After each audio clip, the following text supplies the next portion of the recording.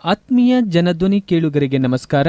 ಇದು ನಿಮ್ಮ ನೆಚ್ಚಿನ ಸಮುದಾಯ ರೇಡಿಯೋ ಕೇಂದ್ರ ಜನಧ್ವನಿ 90.8 ಕಂಪನಾಂಕದಲ್ಲಿ ಸರಗೂರಿನಿಂದ ಪ್ರಸಾರವಾಗುತ್ತಿರುವ ಏಕೈಕ ಸಮುದಾಯ ರೇಡಿಯೋ ಕೇಂದ್ರ.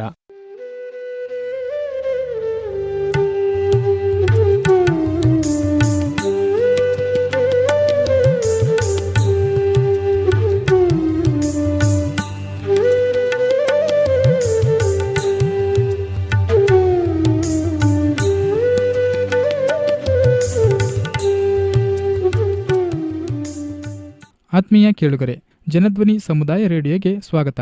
ನವದೆಹಲಿಯ ರಾಷ್ಟ್ರೀಯ ವಿಜ್ಞಾನ ಮತ್ತು ತಂತ್ರಜ್ಞಾನ ಸಂವಹನ ಮಂಡಳಿಯ ಸಹಯೋಗದೊಂದಿಗೆ ಜನಧ್ವನಿ ಸಮುದಾಯ ರೇಡಿಯೋ ಪ್ರಸಾರ ಮಾಡುತ್ತಿರುವ ಲೆಕ್ಕದ ಕಟ್ಟೆ ಗಣಿತ ಧಾರಾವಾಹಿ ಕಾರ್ಯಕ್ರಮಕ್ಕೆ ಎಲ್ಲರಿಗೂ ಸ್ವಾಗತ.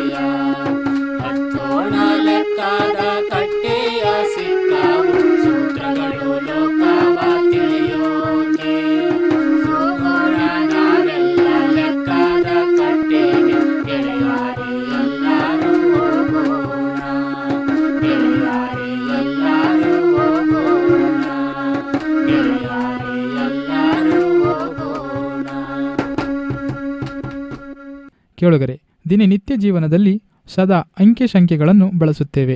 ಆ ಸಂದರ್ಭಗಳಲ್ಲಿ ಕೆಲವು ತಪ್ಪುಗಳು ಸಹ ಬರಬಹುದು. ಹಾಗೆಂದ ಮಾತ್ರಕ್ಕೆ ಅವುಗಳನ್ನು ನಮಗೆ ಗೊತ್ತಿಲ್ಲದಂತೆ ನಮ್ಮ ಜೀವನದಲ್ಲಿ ಬಳಸುತ್ತೇವೆ. ಹಾಗೆಯೇ ಪ್ರತಿಯೊಂದು ವಸ್ತುಗಳ ಬೆಲೆಗಳಲ್ಲಿಯೂ ಸಹ ವ್ಯತ್ಯಾಸಗಳನ್ನು ಕಾಣುತ್ತೇವೆ. ಇದನ್ನು ನಾವು ಗಣಿತದಲ್ಲಿ ಏರಿಕೆ ಇಳಿಕೆ ಕ್ರಮ ಅಂತ ಕರಿತೀವಿ. ಹಾಗಾದರೆ ಬನ್ನಿ, ಈ ಲೆಕ್ಕದ ಕಟ್ಟೆ ಕಾರ್ಯಕ್ರಮದಲ್ಲಿ ರಾಮಪ್ಪ ಮತ್ತು ನಾಗೇಶ ಯಾವ ರೀತಿ ಏರಿಕೆ ಮತ್ತು ಇಳಿಕೆ ಕ್ರಮದ ಬಗ್ಗೆ ಹರಟೆ ಹೊಡಿತಾರೆ ಅಂತ ಕೇಳೋಣ.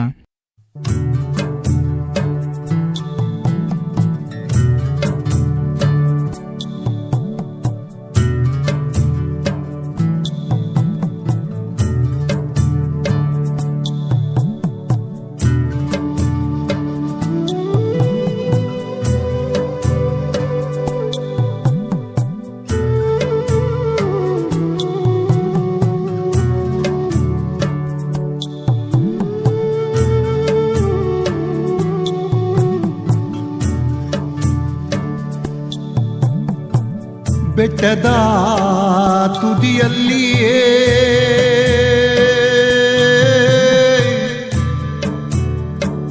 ಕಾಡುಗಳ ಎದೆಯಲ್ಲಿ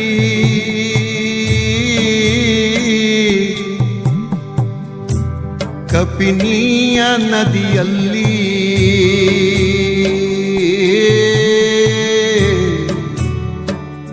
ಉಗುತ್ತಿರುವುದಲ್ಲಿ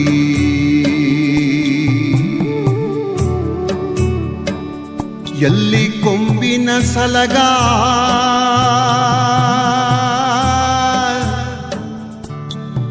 ಹೆಣ್ಣಾನೆ ಮರಿ ಬಳಗ.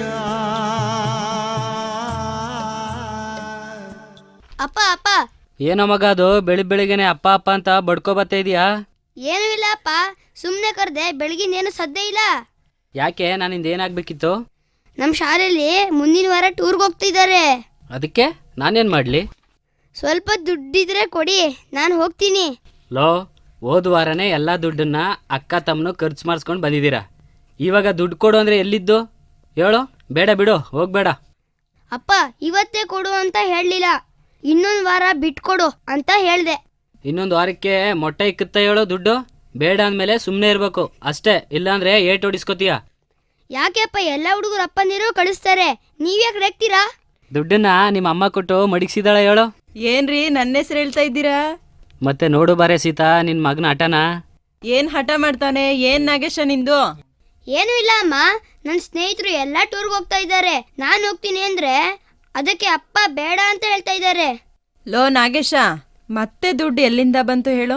ಕಳೆದ ವಾರ ದೀಪಾವಳಿ ಅಂತ ಇದ್ಬ ದುಡ್ಡನ್ನೆಲ್ಲ ಖರ್ಚು ಮಾಡಿಸ್ಕೊಂಡು ಬಂದಿದ್ದೀರಾ. ಬಟ್ಟೆ ಪಟಾಕಿ ಪಂಚೆಗಳನ್ನ ತಗೊಂಡು ದುಡ್ಡು ಖಾಲಿಯಾಗಿದೆ. ಬಾ, ಬೇಡ, ಮುಂದಿನ ವರ್ಷ ಹೋಗುವಂತೆ. ಇಲ್ಲ ಅಮ್ಮ, ನಾನು 7ನೇ ತರಗತಿ ಅಲ್ವಾ, ಕೊನೆ ವರ್ಷ ಅಲ್ವಾ, ಅದಕ್ಕೆ ನಾನು ಈ ವರ್ಷ ಹೋಗ್ತೀನಿ. ಬೇಡ ಕಣಕಂದ, ಅಪ್ಪನ ಹತ್ರ ದುಡ್ಡಿಲ್ಲ. ನಿಮ್ಮ ಅಕ್ಕನೂ ಹೋಗ್ತೀನಿ ಅಂದ್ಲು, ಅದಕ್ಕೆ ಬೇಡ ಅಂತ ಹೇಳ್ದೆ. ಈಗ ಅವಳು ಸುಮ್ಮನೆ ಅವಳೆ ತಾನೆ.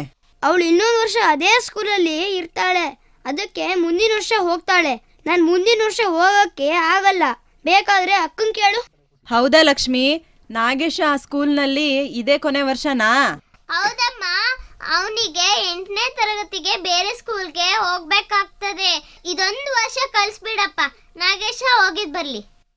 ಏ ಲಕ್ಷ್ಮಿ, ನಿನಗೆ ಏಟ್ ಕೊಡ್ತೀನಿ ನೋಡು, ಅವನಿಗೆ ಸಪೋರ್ಟ್ ಮಾಡ್ತಾವಳೆ. ರೀ, ಅದ್ಯಾಕೆ ಮಕ್ಳನ್ನಾಗ ಆಡಿಸ್ತಾ ಇದ್ದೀರಾ? ಇಲ್ಲ ಕಣೆ, ಮಕ್ಕಳು ಕುಣ್ದಂಗೆ ನೀನು ಕುಣಿತೀಯ. ಹಾಗಾದ್ರೆ ಮಕ್ಳು ತೊಡೆ ಮೇಲ್ ಗಲೀಜ್ ಮಾಡ್ತಾರೆ ಅಂತ ತೊಡೆ ಕುಯ್ಕೊಳಕ್ಕಾಗುತ್ತಾ ಹೇಳಿ? ಇದಕ್ಕೇನು ಕಮ್ಮಿ ಇಲ್ಲ ಬಿಡು ನೀನು.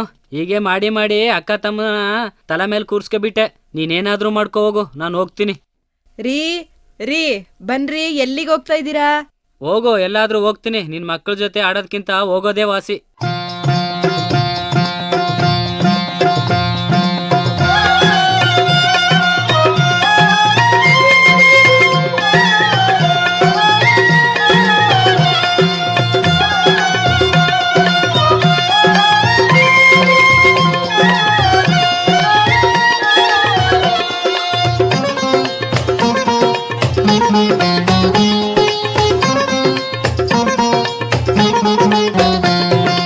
ಯಾಕೆ ಬಡದಾಡ್ತಿ ತಮ್ಮ, ಯಾಕೆ ಬಡದಾಡ್ತಿ ತಮ್ಮ, ಮಾಯಾ ಮೆಚ್ಚಿ ಸಂಸಾರ ನೆಚ್ಚಿ, ನೀನೋಗಾದರಿಯೇ ತಮ್ಮ ಕಣ್ಣ ಮುಚ್ಚಿ ಮಣ್ಣ ಮುಚ್ಚಿ. ಯಾಕೆ ಬಡದಾಡ್ತಿ ತಮ್ಮ, ಮಾಯಾ ಮೆಚ್ಚಿ ಸಂಸಾರ ನೆಚ್ಚಿ, ನೀನೋಗಾದರಿಯೇ ತಮ್ಮ ಕಣ್ಣ ಮುಚ್ಚಿ ಮಣ್ಣ ಮುಚ್ಚಿ, ನೀನೋಗಾದರಿಯೇ ತಮ್ಮ ಕಣ್ಣ ಮುಚ್ಚಿ ಮಣ್ಣ ಮುಚ್ಚಿ. ಬನ್ರಿ, ನೀವು ದುಡ್ಡು ಕೊಡಬೇಡಿ, ನಾನೇ ಕೊಡ್ತೀನಿ. ನಿನ್ಗೆಲ್ ಬಂತು ದುಡ್ಡು? ಮೊನ್ನೆ ನಮ್ಮ ಅಪ್ಪ ಬಂದಿದ್ರಲ್ಲ, ಅವಾಗ 5,000 ದುಡ್ಡು ಕೊಟ್ಟು ಹೋಗಿದ್ರು ಖರ್ಚಿಗಿಟ್ಕೋ ಅಂತ. ಮತ್ತೆ ನಂಗೆ ಹೇಳಲೇ ಇಲ್ಲ. ಇವಾಗ ಹೇಳಿದ್ನಲ್ಲ, ಬಿಡಿ. ನಾಗೇಶ, ಎಷ್ಟು ಕೊಡ್ಬೇಕು ದುಡ್ಡನ್ನ ಟೂರ್ಗೆ? 500 ರೂಪಾಯಿ ಅಮ್ಮ. ಬನ್ನಿ, ಅವನ ಜೊತೆಗೆ ಹೋಗಿ ಅವ್ರ ಮಾಸ್ಟರ್ ಹತ್ರ ಕೊಟ್ಟು ಬನ್ನಿ. ಅಮ್ಮ, ಅಪ್ಪ ಬೇಡ ಬಿಡು, ನಾನೇ ಕೊಡ್ತೀನಿ. ಕೊಟ್ಬಿಟ್ಟು ಹೆಸರು ಬರ್ಸ್ತೀನಿ, ಅಪ್ಪ ತನ್ನ ಕೆಲಸ ಮಾಡ್ಲಿ. ಸರಿ ಸರಿ, ಹುಷಾರಾಗಿ ತಗೊಂಡು ಹೋಗು. ಮತ್ತೆ ಏನೇನ್ ಬೇಕು ಅಂತ ಕೇಳ್ಕೊಬಾ. ಆಯ್ತಮ್ಮ, ಬರ್ತೀಯಕ್ಕ ನಮ್ಮ ಸ್ಕೂಲ್ಗೆ? ಏ ಹೋಗೋ, ನನ್ ಸ್ಕೂಲ್ಗೆ ಲೇಟ್ ಆಗುತ್ತೆ. ಏ ನಾಗೇಶ, ಹುಷಾರ ಹೋಗಿದ್ ಬಾರೋ. ಆಯ್ತು ಅಪ್ಪ. ಅಮ್ಮ, ಬ್ಯಾಗ್ ಕೊಡು ಬೇಗ. ತಗೋ ನಾಗೇಶ ಬ್ಯಾಗ್ನ. ಸರಿ ಬಿಡು, ಹೋಗಿದ್ ಬರ್ತಾನೆ, ಆಮೇಲೆ ಕೇಳುವಂತೆ ಬಿಡು. ಸರಿ, ನೀರ್ ಕೊಡು ಮುಖ ತೊಳೆಯೋಕೆ. ತಗೊಂಡ್ ಬಂದೇ ಇರಿ, ಊಟಕ್ಕೆ ಹಾಕಿ ಕೊಡ್ಲಾ? ಏನ್ ಮಾಡಿದೀಯಾ? ಮುದ್ದೆ ಸಾಂಬಾರ್ ಕೊಡು. ಸರಿ ತಗೊಳ್ಳಿ, ನಾನು ಬಟ್ಟೆ ಒಗ್ಯಕ್ಕೆ ಹೋಗ್ತೀನಿ. ನೀವು ಸ್ವಲ್ಪ ಜಮೀನ್ ಕಡೆ ಹೋಗಿದ್ ಬಂದ್ಬಿಡಿ. ಆಯ್ತು, ಹೋಗು ಬೇಗ, ಬಟ್ಟೆ ತೊಳ್ಕೊಂಡ್ ಬಂದ್ಬಿಡು.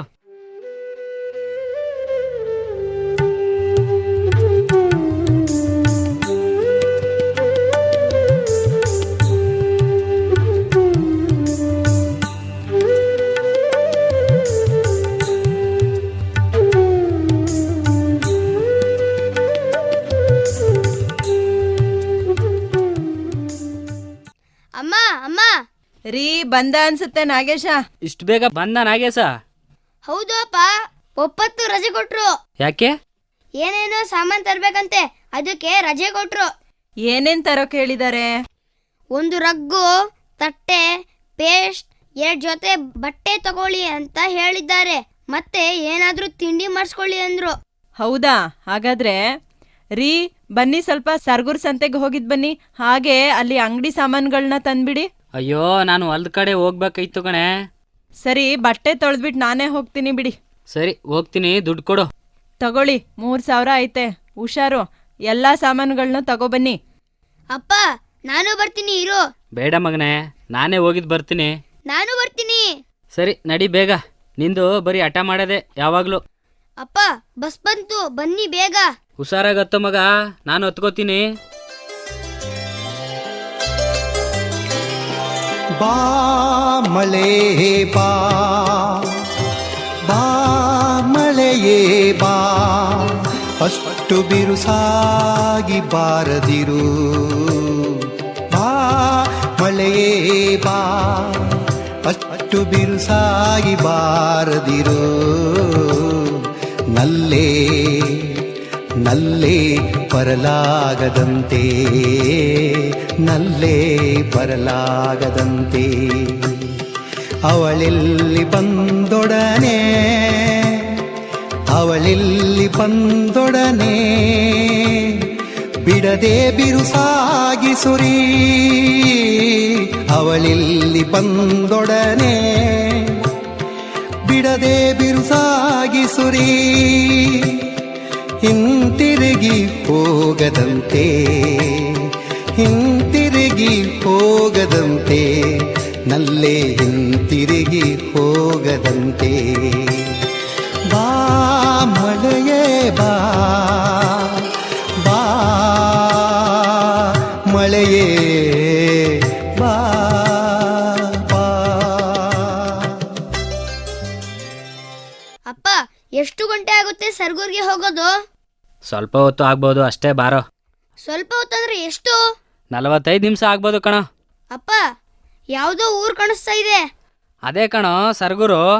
ಹಾಗಾದ್ರೆ ನಡಿ, ಬಂತು, ಮುಂದೆ ಹೋಗೋಣ. ಇಲ್ಲ ಇರೋ, ಬಸ್ ಸ್ಟ್ಯಾಂಡ್ ಹತ್ರ ಇಳಿಸ್ತದೆ, ಇಳ್ಕೊಳ್ಳೋಣ. ಹೌದು, ನಡೀರಿ. ಹಾಗಾದ್ರೆ ಹೋಗೋಣ. ಹುಷಾರಾಗಿ ಇಳಿ ಮಗನೆ, ಬಿದ್ದುಬಿಡ್ತೀಯಾ? ಇಲ್ಲ, ನಡೀರಿ ಅಪ್ಪ, ನಂಗೆ ಗೊತ್ತು. ಬಾ ಈ ಕಡೆ, ಸಾಮಾನು ಕಟ್ಟಿಸ್ಕೊಂಡು ಹೋಗೋಣ ಸಂತೆಗೆ. ಅಪ್ಪ ಅಲ್ಲಿ ಏನಕ್ಕೋ ಅಷ್ಟು ಜನರಿದವ್ರೆ. ಅದೇ ಕಣೋ ಸಂತೆ, ಅದಕ್ಕೆ ಬಾ, ಅಂಗಡಿ ಸಾಮಾನು ಕಟ್ಸ್ಕೊಂಡು ಬಿಡೋಣ. ಆಯ್ತು, ನಡಿಯಪ್ಪ. ಯಾರು ಅಂಗಡಿಲಿ? ಏನು ಬೇಕಿತ್ತು?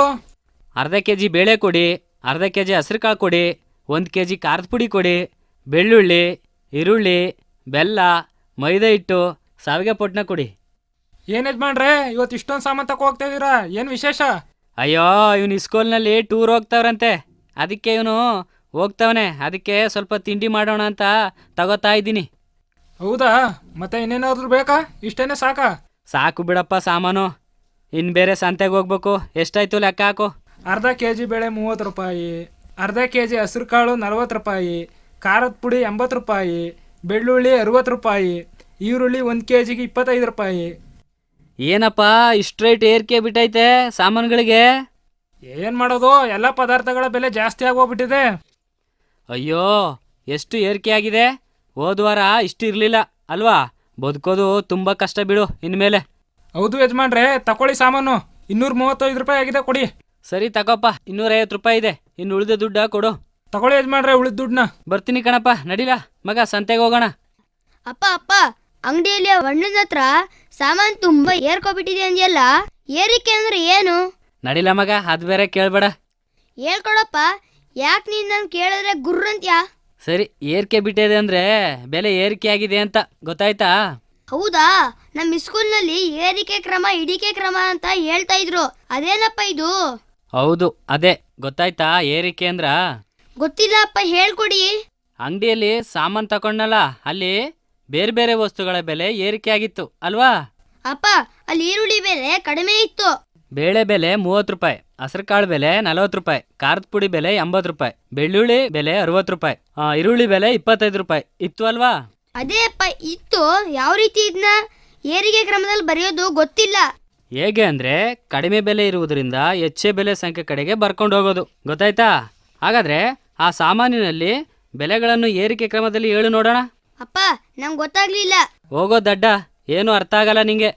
ಅಪ್ಪ ಬೈಬೇಡಿ, ಹೇಳ್ಕೊಡಿ ಅಷ್ಟೇ ನಂಗೆ. ಸರಿ, ಅತಿ ಕಡಿಮೆ ಬೆಲೆ ಇರುವ ಸಂಖ್ಯೆ ಯಾವುದು? ಈರುಳ್ಳಿ ಬೆಲೆ 25 ರೂಪಾಯಿ. ಆಮೇಲೆ ಅದೇ ರೀತಿ ಕಡಿಮೆ ಇರುವ ಬೆಲೆಗಳನ್ನು ಪಕ್ಕದಲ್ಲಿ ಬರ್ಕೊಂಡು ಹೆಚ್ಚು ಇರುವ ಬೆಲೆಯನ್ನು ಕೊನೆಯಲ್ಲಿ ಬರೆ. ಆಯ್ತಪ್ಪ. ಈರುಳ್ಳಿ ಬೆಲೆ 25 ರೂಪಾಯಿ, ಬೇಳೆ ಬೆಲೆ 30 ರೂಪಾಯಿ, ಹಸಿರು ಕಾಳು 40 ರೂಪಾಯಿ, ಬೆಳ್ಳುಳ್ಳಿ 60 ರೂಪಾಯಿ, ಖಾರದ ಪುಡಿ 80 ರೂಪಾಯಿ. ಅಪ್ಪ ಬರ್ದೆ. ಶಬಾಸ್, ಗೊತ್ತಾಯ್ತಾ? ಇದನ್ನೇ ಏರಿಕೆ ಕ್ರಮ ಅಂತ ಹೇಳೋದು. ಅಂದ್ರೆ ಚಿಕ್ಕ ಸಂಖ್ಯೆಯಿಂದ ದೊಡ್ಡ ಸಂಖ್ಯೆಗಳನ್ನ ಬರೆದುಕೊಂಡು ಹೋಗುವುದಕ್ಕೆ ಏರಿಕೆ ಕ್ರಮ ಅಂತ ಕರೀತಾರೆ. ಅಪ್ಪ ತುಂಬಾ ಚೆನ್ನಾಗಿದೆ, ಈ ರೀತಿ ಬರೆಯೋಕೆ ಇನ್ನೂ ಹೇಳ್ಕೊಡಪ್ಪ.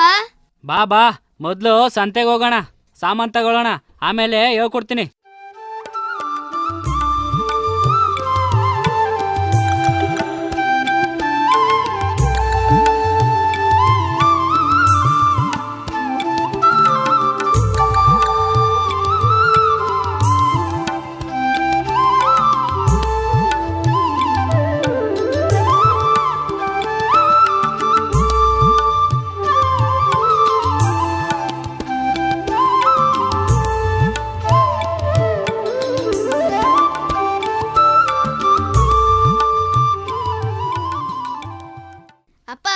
ಅಲ್ಲಿ ನೋಡಿ ಬಟ್ಟೆ ಅಂಗಡಿ. ಆಯ್ತೆ, ಏನ್ ಮಾಡೋದು ಈಗ? ಅದೇ ಬಟ್ಟೆ ತಗೊಡ್ತೀನಿ ಅಂದಿಯಲ್ಲಪ್ಪ. ಮೊದ್ಲು ತರಕಾರಿ ಸಾಮಾನ್ ತಗೊಳ್ಳೋಣ ಬಾರೋ. ನಡಿ ಮತ್ತೆ ಬೇಗ ತಕೊಳ್ಳೋಣ ಅಪ್ಪ. ಅಪ್ಪ, ಆ ಬಟ್ಟೆ ಅಂಗಡಿಲಿ ಯಾಕಾಗಿ 530, 230, 420, 250, 680 ರೂಪಾಯಿ ಎಂದು ಬರ್ದಿದೆ? ಅಯ್ಯೋ ಅದಾ, ಆ ಬಟ್ಟೆಯ ರೇಟ್ ಎಷ್ಟಿದೆ ಅಂತ. ಎಲ್ಲ ಬಟ್ಟೆನೂ ಒಂದೇ ತಾನೇ? ಬಟ್ಟೆಲಿ ಬೇರೆ ಬೇರೆ ರೀತಿ ಇದೆಯಾ? ಹೌದು, ಕಡಿಮೆ ಬೆಲೆಯ ಬಟ್ಟೆ, ಜಾಸ್ತಿ ಬೆಲೆಯ ಬಟ್ಟೆ, ಗುಣಮಟ್ಟಕ್ಕೆ ಆಧಾರವಾಗಿ ರೇಟ್ ಹಾಕಿರ್ತಾರೆ. ಹೌದಾ ಅಪ್ಪ, ನಂಗೆ ಗೊತ್ತಿರ್ಲಿಲ್ಲ. ಹಾಗೆ ಮಗನೆ, ಆ ಬೆಲೆಗಳಲ್ಲಿ ಏರಿಕೆ ಕ್ರಮದಲ್ಲಿ ಹೇಳು ನೋಡೋಣ. ಹೌದಾ ಅಪ್ಪ, ಮರ್ತ್ಬಿಟ್ಟಿದೆ. ನೋಡ್ಕೊ ಹೇಳ್ತೀನಿ.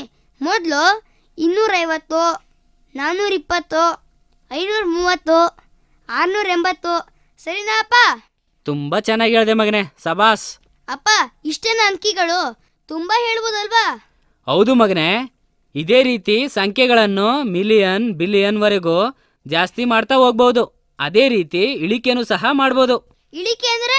ಇಳಿಕೆ ಅಂದರೆ ಜಾಸ್ತಿಯಿಂದ ಕಡಿಮೆ ಕಡೆಗೆ ಬರ್ದ್ಕೊಂಡು ಹೋಗೋದು. ಉದಾಹರಣೆಗೆ 10,000, 5,000, 4,000, 3,000, 2,320, 1,200, 950 ರೂಪಾಯಿ. ಇದನ್ನು ನಾವು ಇಳಿಕೆ ಕ್ರಮ ಅಂತ ಕರಿತೀವಿ. ಹೇಗೆ ಅಂದರೆ, ಹೆಚ್ಚು ಸಂಖ್ಯೆಯಿಂದ ಕಡಿಮೆ ಸಂಖ್ಯೆಗಳ ಬರೆಯುತ್ತಾ ಹೋದರೆ ಅದನ್ನು ಇಳಿಕೆ ಕ್ರಮ ಅಂತ ಕರಿತೀವಿ. ಹೌದಪ್ಪ. ಅದೇ ಈಗ ಏರಿಕೆ ಕ್ರಮದಲ್ಲಿ ಬರೆದಂತಹ ಅಂಕಿಗಳನ್ನು ಆ ಕಡೆಯಿಂದ ಬರ್ಕೊಂಡು ಬಂದ್ರೆ ಅದು ಇಳಿಕೆ ಕ್ರಮ ಅಲ್ವಾ ಅಪ್ಪ? ಹೌದು ಮಗನೆ, ಹೇಳು ನೋಡೋಣ ಈಗ. 500, 320, 240, 200, 100, 50, 20, 10 ಈ ರೀತಿಯಾಗಿ ಅಲ್ವಾ ಅಪ್ಪ? ತುಂಬಾ ಚೆನ್ನಾಗಿ ಹೇಳಿದೆ. ನಾನು ಹೇಳ್ಕೊಟ್ಟಿದ್ದಕ್ಕೆ ಸಾರ್ಥಕವಾಯ್ತು ಬಿಡು. ಮತ್ ನಂಗೆ ಹೇಳ್ಕೊಡೋದ ಅಂತಿದ್ದೆ. ಸರಿ ಬಿಡು, ಇನ್ ಮುಂದೆ ಹೇಳ್ಕೊಡ್ತೀನಿ ಬೇರೆ ಲೆಕ್ಕಗಳನ್ನ.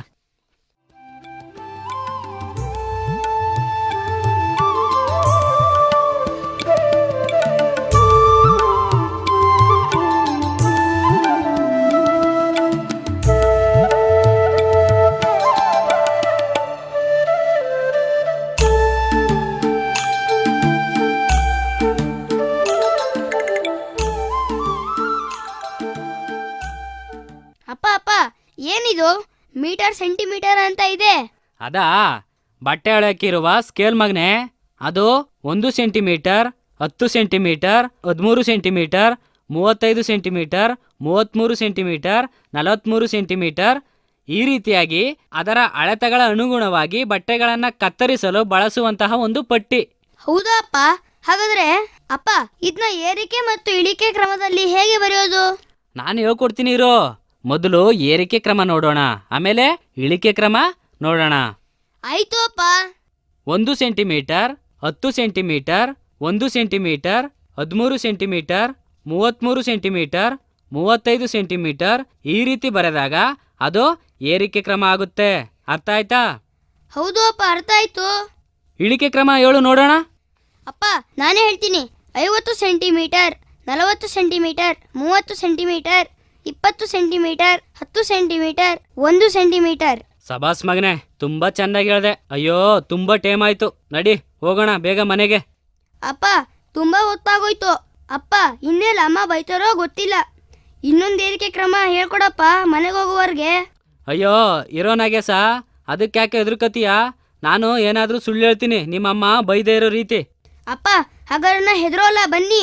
ಈಗ ಮನೆಯಲ್ಲಿ ನಿಮ್ಮಮ್ಮ ಲೋಟಗಳನ್ನು ತಟ್ಟೆಗಳನ್ನು ಯಾವ ರೀತಿ ಜೋಡಿಸಿದ್ದಾರೆ? ನಂಗೆ ಗೊತ್ತಿಲ್ಲ ಅಪ್ಪ. ಅದನ್ನು ಸಹ ನಾವು ಚಿಕ್ಕದು ದೊಡ್ಡದು ಅಂತ ಏರಿಕೆ ರೂಪದಲ್ಲಿ ಜೋಡಿಸವಳೆ. ಹೌದು ಅಪ್ಪ. ಹಾಗಾದ್ರೆ ಇವತ್ತು ಮನೆಗೆ ಹೋದ್ಮೇಲೆ ನೋಡ್ತೀನಿ. ಆಯ್ತು, ನೋಡ್ಬಿಟ್ಟು ಚಿಕ್ಕ ಲೋಟ ಮತ್ತು ದೊಡ್ಡ ಲೋಟ ಎಷ್ಟಿವೆ ಅಂತ ಹೇಳು. ಅಪ್ಪ, ನಮ್ಮೂರಿಗೆ ಹೋಗುವ ಟೆಂಪೋ ಹೋಗ್ತಿದೆ, ಬಾ ಹೋಗೋಣ. ನಡಿ ಬೇಗ ಬೇಗ, ಸೀಟಿಡಿ, ಬರ್ತೀನಿ ನಾನು. ಆಯ್ತು ಅಪ್ಪ.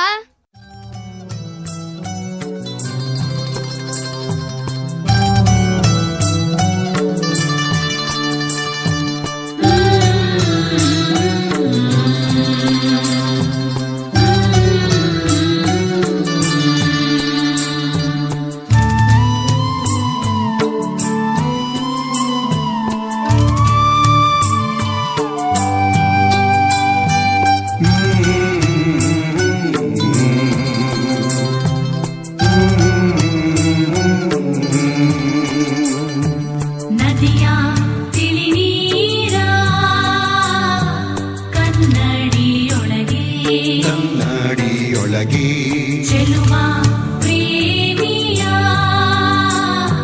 ಪ್ರತಿಬಿಂಬ ಪ್ರತಿಬಿಂಬ ಪ್ರತಿಬಿಂಬ ಪ್ರತಿಬಿಂಬ ನದಿಯ ತಿಳಿ ನೀರ ಕನ್ನಡಿಯೊಳಗೆ ಚೆಲುವ ಪ್ರೇಮಿಯ ಪ್ರತಿಬಿಂಬ ಪ್ರತಿಬಿಂಬ ಚಲಿಸುವ ಚಂದಿರನ ಅಲೆಗೆ ಅಲೆಗೆ ಅಲೆಗೆ ಚಲಿಸುವ ಚಂದಿರನ ಅಲೆಗೆ ಅಲೆಗೆ ಅಲೆಗೆ ಅಲೆ ಅಲೆ ಮುಸುಕಾಗುವ ಪ್ರತಿಬಿಂಬ ಪ್ರತಿಬಿಂಬ ಪ್ರತಿಬಿಂಬ ಪ್ರತಿಬಿಂಬ ಅಲೆ ಅಲೆ ಮುಸುಕಾಗುವ ಪ್ರತಿಬಿಂಬ ಪ್ರತಿಬಿಂಬ ಪ್ರತಿಬಿಂಬ ಪ್ರತಿಬಿಂಬ ಅಮ್ಮ ಅಮ್ಮ ಅಯ್ಯೋ ಇಷ್ಟೊತ್ತು ಏನ್ರಿ ಮಾಡ್ತಾ ಇದ್ರಿ? ಜನ ತುಂಬಾ ಜಾಸ್ತಿ ಕಣೆ, ಸಾಮಾನು ತಗೊಳ್ಳೋರು, ಅದಕ್ಕೆ ಲೇಟ್ ಆಯ್ತು. ಸರಿ ಬನ್ನಿ ಬೇಗ ಒಳಗಡೆ, ಗುಡುಗು ಮಿಂಚು ಬರ್ತೈತೆ. ನಡಿನಾಗೆ ಬೇಗ ಒಳಗಡೆ. ಅಮ್ಮ ಅಮ್ಮ ನೀನ್ ಲೋಟಗಳನ್ನ ಎಲ್ ಜೋಡಿಸಿದ್ಯಾ? ಯಾಕೋ ನಾಗೇಶ, ಏನಕ್ಕೆ ನಿನಗೆ ಆ ವಿಷಯ? ಏನೂ ಇಲ್ಲ ಅಮ್ಮ, ಅದರಲ್ಲಿ ಚಿಕ್ಕ ಲೋಟ ಎಷ್ಟಿದೆ ದೊಡ್ಡ ಲೋಟ ಎಷ್ಟಿದೆ ಅಂತ ಎಣಿಸ್ಬೇಕಾಯ್ತು. ಹೌದಾ? ಹೋಗು ಅಲ್ಲಿ ಅಡಿಗೆ ಮನೆಯಲ್ಲಿವೆ ಲೆಕ್ಕ ಹಾಕು. ಆಯ್ತಮ್ಮ ಹೋಗ್ತೀನಿ. 5 ಚಿಕ್ಕ ಲೋಟ, 10 ದೊಡ್ಡ ಲೋಟ, 7 ಚಿಕ್ಕ ತಟ್ಟೆ, 13 ದೊಡ್ಡ ತಟ್ಟೆ, ಚಮಚ 6 ಇವೆ. ನಾಗೇಶ, ಏನೋ ಮಾಡ್ತಾ ಇದೀಯಾ? ಅಪ್ಪ ಬಂದೆ, ಲೋಟ ಲೆಕ್ಕ ಹಾಕ್ತಿದ್ದೆ. ಬಾರೋ ಬೇಗ, ಎಷ್ಟಿದೆ ಅಂತ ಹೇಳು. ಬಂದೆ ಅಪ್ಪ. ಅಪ್ಪ ಅಪ್ಪ 5 ಚಿಕ್ಕ ಲೋಟ, 10 ದೊಡ್ಡ ಲೋಟ, 7 ಚಿಕ್ಕ ತಟ್ಟೆ, 13 ದೊಡ್ಡ ತಟ್ಟೆ, ಚಮಚ 6 ಇವೆ. ಹಾಗಾದ್ರೆ ಏರಿಕೆ ಕ್ರಮದಲ್ಲಿ ಹೇಳು ನೋಡೋಣ. 5, 6, 7, 10, 13 ಸರಿ ಅಲ್ವಾ ಅಪ್ಪ? ನಾನು ಹೇಳಿದ್ದು ಹಾಗೆಯೇ ಇಳಿಕೆ ಕ್ರಮದಲ್ಲಿ ಹೇಳ್ತೀನಿ, ನೋಡ್ಕೋಪ್ಪ. 13, 10, 7, 6, 5 ಸರಿನಾಪ್ಪ? ಸಬಾಸ್ ಮಗನೆ, ನಾನು ಹೇಳ್ಕೊಟ್ಟೋದಕ್ಕೆ ಸಾರ್ಥಕವಾಯ್ತು. ಅಪ್ಪ ಮಗನು ಎಷ್ಟು ಮಾತಾಡ್ತಾರೋ. ಬನ್ನಿ ಊಟ ಮಾಡ್ಕೊಂಡು ಮಾತಾಡೋರಂತೆ. ನಡಿ ನಾಗೇಶ, ಊಟ ಮಾಡೋಕೆ ಹೋಗೋಣ.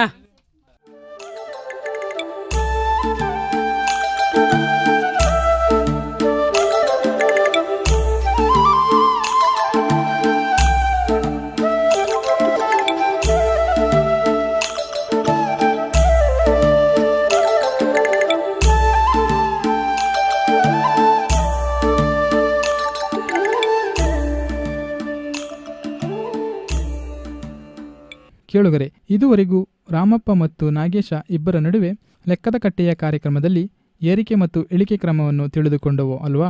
ದಿನನಿತ್ಯ ಜೀವನದಲ್ಲಿ ಎಲ್ಲೆಲ್ಲಿ ಬೆಲೆಗಳನ್ನು ಯಾವಾಗ ಏರಿಕೆ ಇಳಿಕೆಯಾಗುತ್ತದೆ ಎಂಬುದನ್ನು ತಿಳಿದುಕೊಂಡೆವು. ಕೇಳುಗರೆ, ಈ ಒಂದು ಕಾರ್ಯಕ್ರಮದ ಬಗ್ಗೆ ನಿಮಗೆ ಪ್ರಶ್ನೆಗಳು ಅಥವಾ ಅನುಮಾನಗಳು ಇದ್ದರೆ ಅದನ್ನು ನಮಗೆ ಬರೆದು ಕಳಿಸಿ. ಬರೆದು ಕಳಿಸಲು ನಮ್ಮ ವಿಳಾಸ ಲೆಕ್ಕದ ಕಟ್ಟೆ, ಜನಧ್ವನಿ ಸಮುದಾಯ ರೇಡಿಯೋ ಕೇಂದ್ರ, ಸ್ವಾಮಿ ವಿವೇಕಾನಂದ ಯೂತ್ ಮೂವ್ಮೆಂಟ್, ಅಂಚಿಪುರ ರಸ್ತೆ, ಸರಗೂರು. ದೂರವಾಣಿ ಸಂಖ್ಯೆ 9900053119. ಮತ್ತೊಮ್ಮೆ ವಿಳಾಸ ಲೆಕ್ಕದ ಕಟ್ಟೆ, ಜನಧ್ವನಿ ಸಮುದಾಯ ರೇಡಿಯೋ ಕೇಂದ್ರ, ಸ್ವಾಮಿ ವಿವೇಕಾನಂದ ಯೂತ್ ಮೂವ್ಮೆಂಟ್, ಅಂಚಿಪುರ ರಸ್ತೆ, ಸರಗೂರು. ದೂರವಾಣಿ ಸಂಖ್ಯೆ 9900053119. ಈ ಒಂದು ದೂರವಾಣಿ ಸಂಖ್ಯೆಗೆ ಕರೆ ಮಾಡಿ ಅಥವಾ SMS ಮೂಲಕ ನಿಮ್ಮ ಅನಿಸಿಕೆ ಮತ್ತು ಅಭಿಪ್ರಾಯಗಳನ್ನು ತಿಳಿಸಬಹುದು.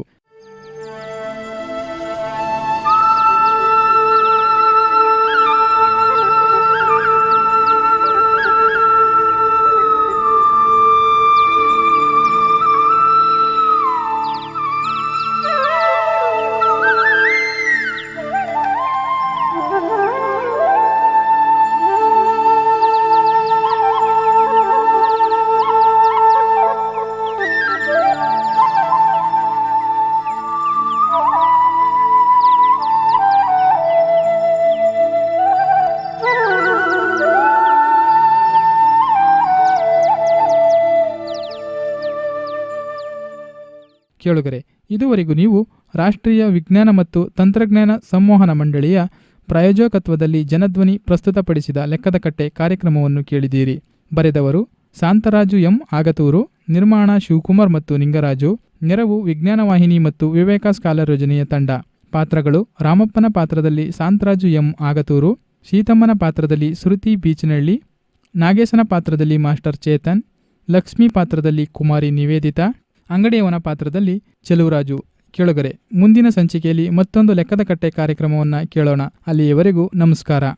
ಕೋಟಿ ಗಣಲೋಕ ನಾ ಕಾಣೆ ನನ್ನಾಣೆ ಹಳೆದಾವ ಗಜಕಡ್ಡಿ ಮೊಳಕಡ್ಡಿ ಹಳೆದಾವ ಗಜಕಡ್ಡಿ ಮೊಳಕಡ್ಡಿ ಮುಕ್ಕೋಟಿ ಗಣಲೋಕ ನಾ ಕಾಣೆ ನನ್ನಾಣೆ ಹಳೆದಾವ ಗಜಕಡ್ಡಿ ಮೊಳಕಡ್ಡಿ ಹಳೆದಾವ ಗಜಕಡ್ಡಿ ಮೊಳಕಡ್ಡಿ ಈ ಜಗದ ಹುದ್ದಗಲ ಗೆಳೆಯ